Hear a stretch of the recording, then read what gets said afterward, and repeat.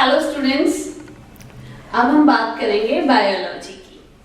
Biology में आपका एक बहुत इंपॉर्टेंट टॉपिक है जो कि है डाइवर्सिटी इन लिविंग ऑर्गेनिजम्स, या हम उसको बोल सकते हैं बायोडाइवर्सिटी।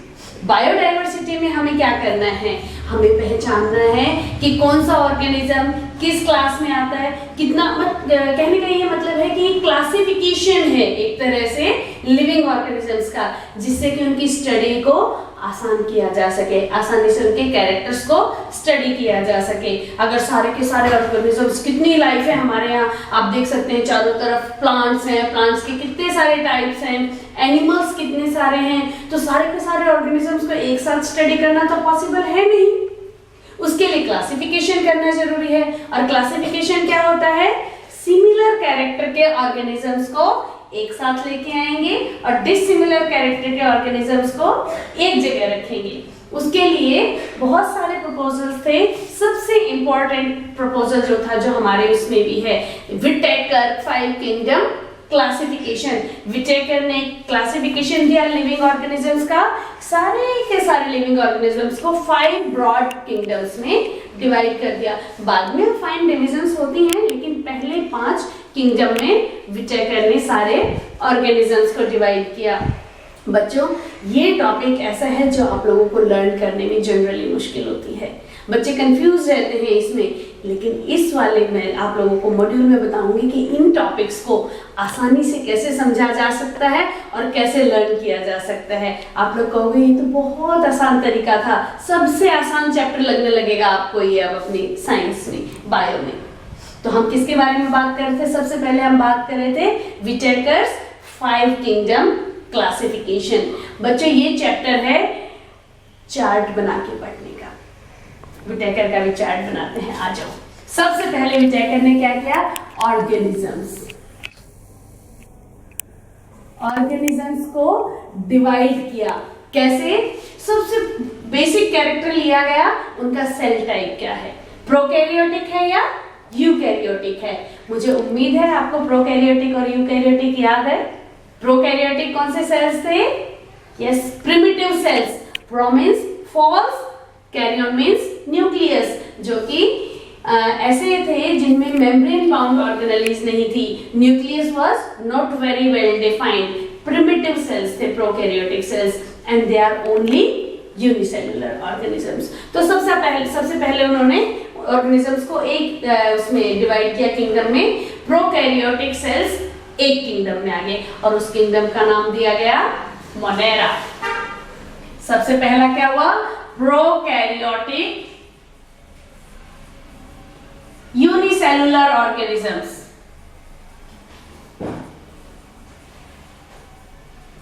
और ये किस में आ गए, किंगडम का नाम आ गया मोनेरा। ठीक है, तो सेल या तो प्रोकैरियोटिक थे या यूकैरियोटिक थे। प्रोकैरियोटिक तो होते ही सिर्फ यूनिसेलुलर है, यूकैरियोटिक होंगे तो दो बातें हो सकती हैं, या तो यूनिसेलुलर होगा या मल्टीसेलुलर होगा। और अगर यूनिसेलुलर होगा तो क्या हो जाएगा, इसके बाद आ जाएगा हमारा यूकैरियोटिक। यूकैरियो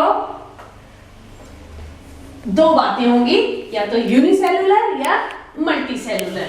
देखते हैं, आप देखिए, दो बातों के साथ हम इस चैप्टर को आगे बढ़ाएंगे। यूनिसेलुलर,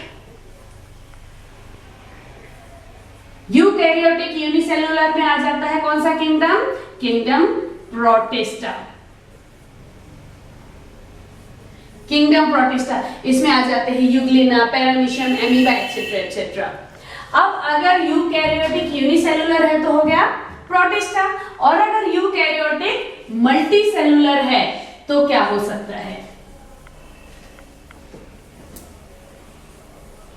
मल्टीसेलुलर है तो दो बातें हो सकती हैं, या तो सेल वॉल होगी सेल में या सेल वॉल नहीं होगी, दो बातें होगी। मल्टीसेलुलर वो जिनमें सेल वॉल है विद सेल वॉल, या विदाउट सेल वॉल। अगर विदाउट सेल वॉल है, तुम जानते हो सेल वॉल किसमें नहीं होती, एनिमल सेल्स में नहीं होती, तो कौन कौन सा किंगडम हो जाएगा? Kingdom animalia. Kingdom animalia. और अगर सेल वॉल है तो फिर दो बातें हो सकती हैं, या तो वो फोटोसिंथेसिस करेगा या वो फोटोसिंथेसिस नहीं करेगा। अगर फोटोसिंथेसिस नहीं करेगा, दो बातें कौन सी हो जाएंगी? या तो perform photosynthesis,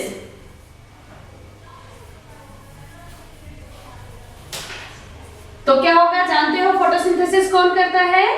kingdom Plantae. Yes, तो कौन सा आ जाएगा? ये किंगडम हो जाएगा आपका प्लांटी। और अगर फोटोसिंथेसिस नहीं करता है, डू नॉट परफॉर्म फोटोसिंथेसिस, तो कौन सा किंगडम हो जाएगा? Kingdom fungi. क्या है? 5 किंगडम्स आए। मैं आपको बता देती हूं कौन से किंगडम। सबसे पहला किंगडम मोनेरा। किंगडम मोनेरा मतलब prokaryotic unicellular organisms are included in kingdom Monera. Bacteria आते हैं इसमें। Second kingdom is kingdom Protista. Kingdom Protista में क्या आ जाते हैं? Eukaryotic unicellular organisms. देखते हैं इस चार्ट से ही हम करते हैं। ऑर्गेनिजम्स को डिवाइड किया है इसमें प्रोकैरियोटिक और यूकैरियोटिक में। प्रोकैरियोटिक यूनिसेलुलर ऑर्गेनिजम्स है किंगडम मोनेरा में। यूकैरियोटिक होंगे तो दो बातें हो सकती हैं, ऑर्गेनिजम्स यूनिसेलुलर भी हो सकते हैं, ऑर्गेनिजम्स मल्टीसेलुलर भी हो सकते हैं। अगर यूनिसेलुलर है तो किंगडम प्रोटिस्टा। एग्जाम्पल हो जाते हैं यूग्लिना, पैरामीशियम, एमीबा, ये सब इसमें आते हैं। और अगर यूकैरियोटिक मल्टीसेलुलर है तो दो बातें हो सकती हैं, या तो सेल वॉल नहीं होगी या सेल वॉल होगी। अगर सेल वॉल नहीं है तो किंगडम एनिमेलिया, और अगर सेल वॉल है तो फिर दो बातें हो सकती हैं, या तो फोटोसिंथेसिस करेगा या फोटोसिंथेसिस नहीं करेगा। फोटोसिंथेसिस करेगा तो आप सब जानते हैं किंगडम प्लांटी, और अगर फोटोसिंथेसिस नहीं करेगा तो किंगडम फंजाई। विटेकर ने ये 5 ब्रॉड क्लासिफिकेशन किया था एनिमल किंगडम्स का, ऑर्गेनिजम्स का, लिविंग ऑर्गेनिजम्स का। 5 kingdom classification: kingdom Monera, kingdom Protista, kingdom fungi, kingdom Plantae and kingdom animalia. Characters कौन से लिए? सबसे पहले प्रोकैरियोटिक और eukaryotic. Prokaryotic unicellular, eukaryotic unicellular, protista eukaryotic multicellular में कौन से आ जाते हैं आपके? फंजाई, जो कि फोटोसिंथेसिस नहीं करता बट सेल वॉल होती है। प्लांटी, जिसमें सेल वॉल भी होती है और फोटोसिंथेसिस भी करता है। और एनिमेलिया, जिसमें सेल वॉल नहीं होती है। होपफुली 5 किंगडम क्लासिफिकेशन आपको समझ में आ गया। इसको इसी तरह से आप 2-3 बार रिपीट करेंगे तो बहुत अच्छे से क्लियर हो जाएगा। इसके बाद हम बात करेंगे किंगडम प्लांटी की। किंगडम प्लांटी का क्लासिफिकेशन करेंगे। Till then keep studying.